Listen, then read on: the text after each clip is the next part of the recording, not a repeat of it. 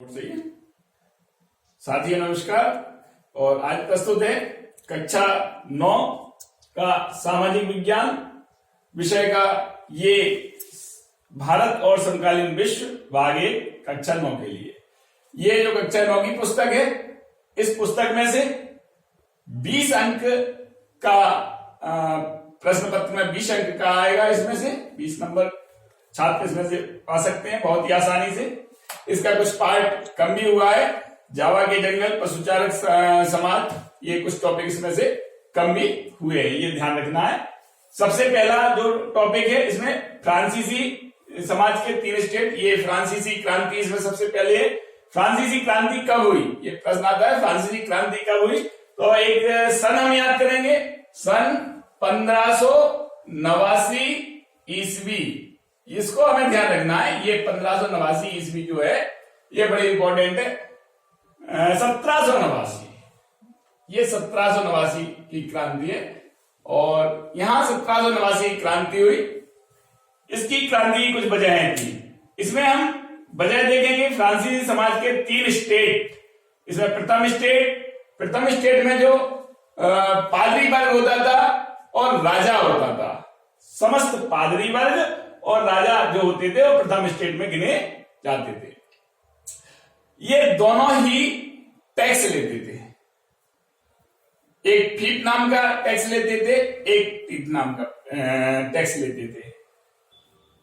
द्वितीय और तृतीय स्टेट के लोग ये इन दोनों को, चर्च को और राजा को टैक्स दिया करते थे। प्रथम स्टेट के लोगों को दोनों ही टैक्स दिया करते थे। द्वितीय स्टेट में जो बड़े व्यापारी होते थे, सामंत होते थे, राजा के दरबारी होते थे, वो सब द्वितीय स्टेट में आते थे। और तृतीय स्टेट जो था, तृतीय स्टेट में किसान, मजदूर, छोटे व्यापारी, काम करने वाले कामगार और समस्त प्रकार के मजदूर और दास जो थे वो तृतीय स्टेट में आते थे। यहां तृतीय स्टेट के लोग जो थे वो सबसे ज्यादा परेशानी में थे। वो मेहनत करते थे लेकिन भोजन की व्यवस्था भी वह नहीं कर पाते थे। इसी वजह से सन 1789 में क्रांति की शुरुआत हुई और उन्होंने बास्तील के किले पर और बास्तील की जेल पर कब्जा कर लिया, शस्त्रागार को लूट लिया, वहां से कैदियों को मुक्त किया। कैदी जो मुक्त किए बास्तील जेल से, केवल 7 कैदी थे जिनको मुक्त किया गया। लेकिन ये घटना फ्रांस में बहुत ही बड़ी थी। और ये प्रथम स्टेट, द्वितीय स्टेट और तृतीय स्टेट के लोग, ये समाज के 3 वर्ग थे। यही विशेषता है, आगे चल के आप पढ़ेंगे। 3 वर्ग, यही वो 3 वर्ग थे, प्रथम स्टेट के लोग, द्वितीय स्टेट के लोग, तृतीय स्टेट के लोग। अगला प्रश्न है फ्रांस में दास प्रथा।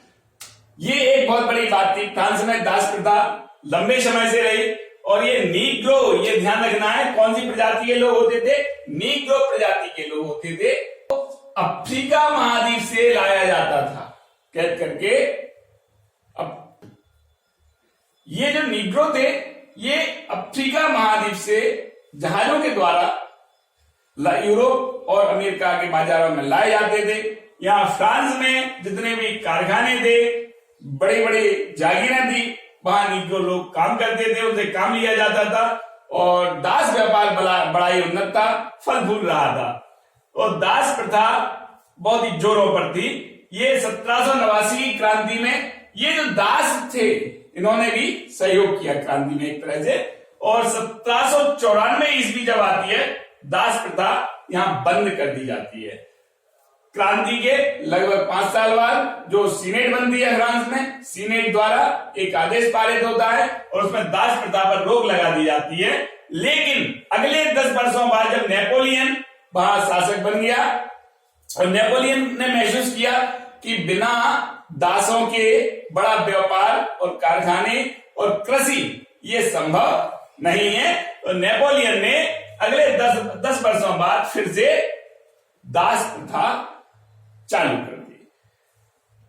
ये पूर्ण रूप से बंद होती है सन 1848 ईस्वी में, जब फ्रांस की सीनेट ताकतवर हो जाती है, नेपोलियन का पतन हो जाता है और सीनेट प्रभावी हो जाती है। तो 1848 में पूर्ण रूप से दास प्रथा पर रोक लगा दी जाती है और जितने भी दास थे सब दासों को दासता से मुक्ति संसद द्वारा, सीनेट द्वारा दे दी जाती है।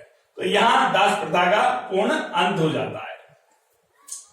फ्रांस की क्रांति जो 1789 ईस्वी में हुई, उसकी कुछ विशेषताएं, उसके कारण, उसकी परिस्थितियां, इनमें 4 बिंदु लिखना, जो 4 नंबर का प्रश्न आएगा तो 4 बिंदु लिखना अनिवार्य है, कम से कम 4 पॉइंट होना चाहिए। यहां 4 पॉइंट हमने लिखे हैं। सामाजिक परिस्थितियां, ऐसी परिस्थितियां थी, 3 स्टेट में बटा हुआ समाज, जो तृतीय स्टेट थी, द्वितीय और तृतीय स्टेट, इनको ज्यादा टैक्स देना पड़ता था। तृतीय स्टेट के लोगों का तो जीवन अत्यंत कठिन था, उन्हें भोजन भी पूर्ण रूप से नहीं मिल पाता था और इसीलिए उन्होंने राजा के विरोध में विद्रोह किया। सामाजिक परिस्थितियां बहुत ही कठिन हो गई थी। राजा और सामंत जो होते थे और पादरी यानी पोप जो होते थे, उनका जीवन बड़ा विलासतापूर्ण होता था और गरीब जनता और व्यापारी जो छोटे होते थे वह बहुत ही परेशानी में जीवन बिताते थे। अनाज पैदा करते थे किसान और राजा, चर्च यानी पोप और सामंत वह इनका उपभोग किया करते थे। जनता ये देखती थी और उनके मन में उनके प्रति विद्रोह की भावना बढ़ती चली गई। ये सामाजिक परिस्थितियां। और उसी समय एक और घटना होती है, फ्रांस में अनाज का उत्पादन घट जाता है।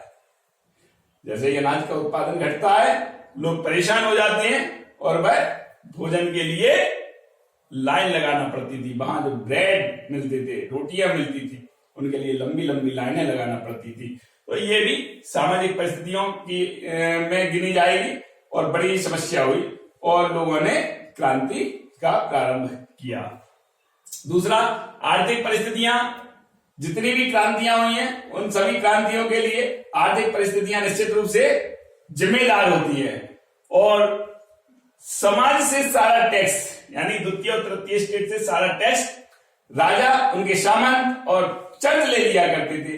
जनता के पास धन का अभाव होता गया, जनता गरीब से गरीब होती गई और जब जनता अत्यंत गरीब हुई, वह अपनी मूलभूत आवश्यकताओं की पूर्ति करने में सक्षम नहीं हो पा रही थी क्योंकि उनका अत्यधिक धन शासन के सामंत और चर्च ले लिया करता था।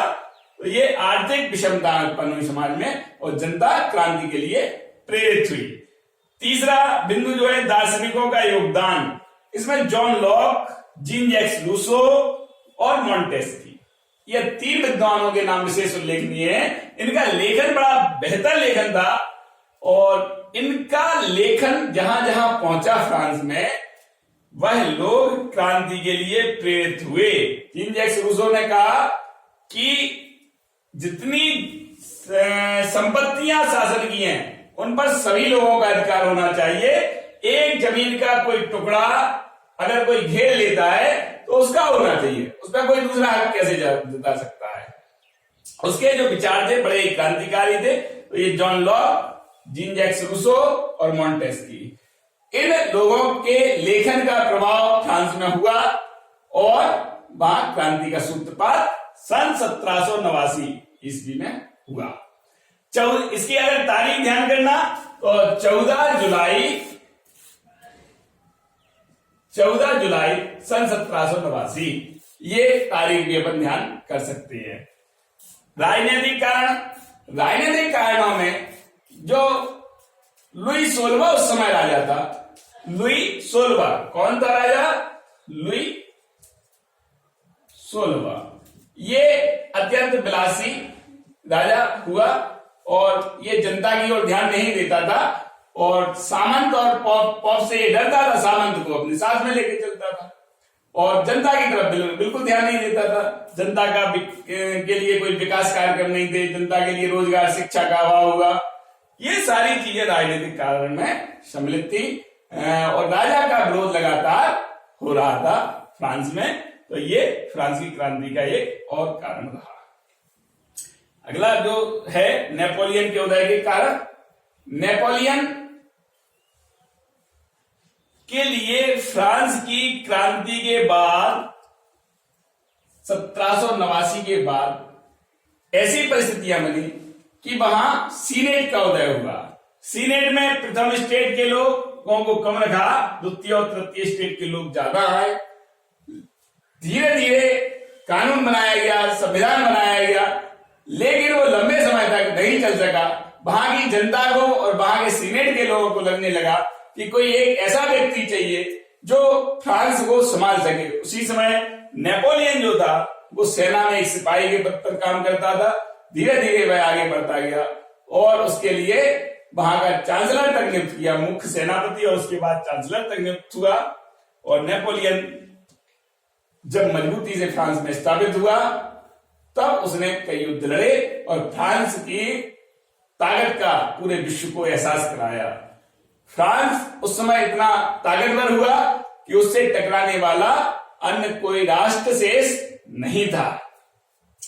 फ्रांस का जब पतन हुआ उसके बाद इंग्लैंड का उदय होता है।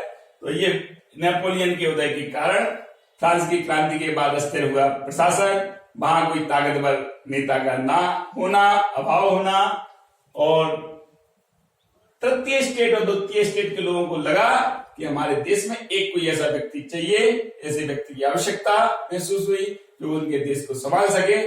ये सब जो कारण थे नेपोलियन के उदय के कारण थे। थैंक यू, इनको देखिए।